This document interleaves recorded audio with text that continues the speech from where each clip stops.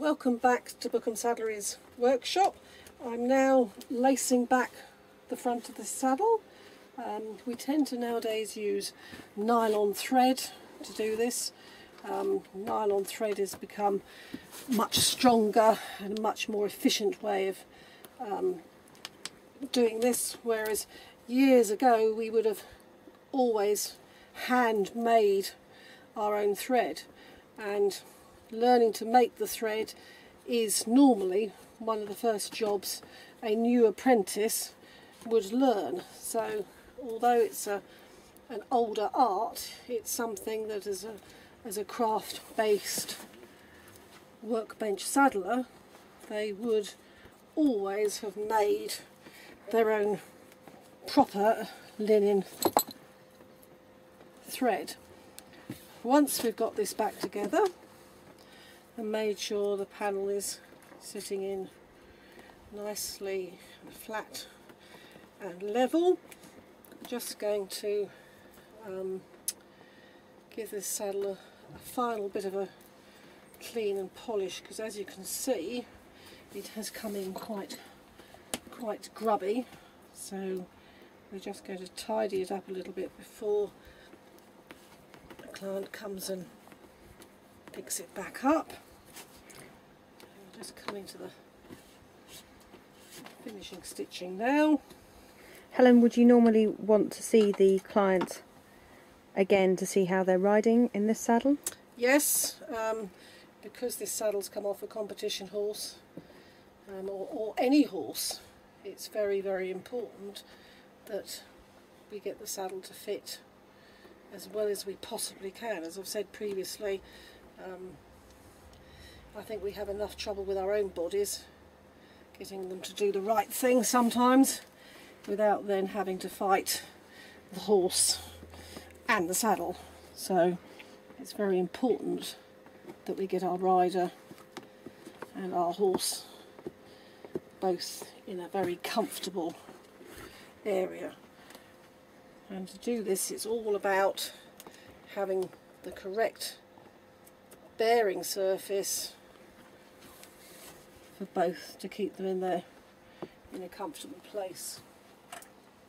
Right, do you think with over 30 years experience you have got a good idea now as to what saddles will fit what horses?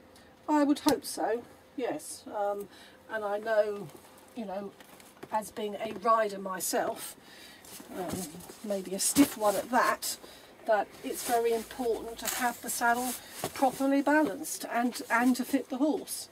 If you have a look at this saddle, it is fairly grubby. The leather is actually quite soft, and I'm also going to say to the lady that owns this saddle that she needs to keep a close eye on these girth straps, because they don't look too bad from this angle, but when you turn them over you can actually see that the holes are beginning to teardrop and drop. So this is something I would advise her to keep a bit of an eye on. Also, while it's in, we just check the stitching, and that one's coming perhaps a little bit loose. So this again, certainly from a safety angle, if she's going to go cross country in this saddle, we would want to change these and just put on something a little bit safer. So as you're repairing the saddle, you also take into account what the saddle and therefore the horse and the rider will actually be doing with the saddle? Yes. To ensure that it's fit for purpose? Yeah, it must be fit for the purpose, and it must be safe. You know, all the stitching needs checking. We tend to keep an already nice saturated soapy sponge in our pots. This saddle was washed before it came in, so all we're going to do now before it goes out is give it a jolly good rub over with some Saddlery balm, which will then nourish the leather and give it a little bit of a lift. If this had been particularly dirty, we would have washed it first and prepared it ready to have a good moisturiser. Leather being a natural product, like your own skin, it benefits from having a good quality moisturiser put on its surface daily, really. Oiling tack is something that we don't perhaps do so much of nowadays because the leathers are often pre-oiled when you get them, but giving them a jolly good saddle soap or a balm, any of these products, as you see, can make a real difference.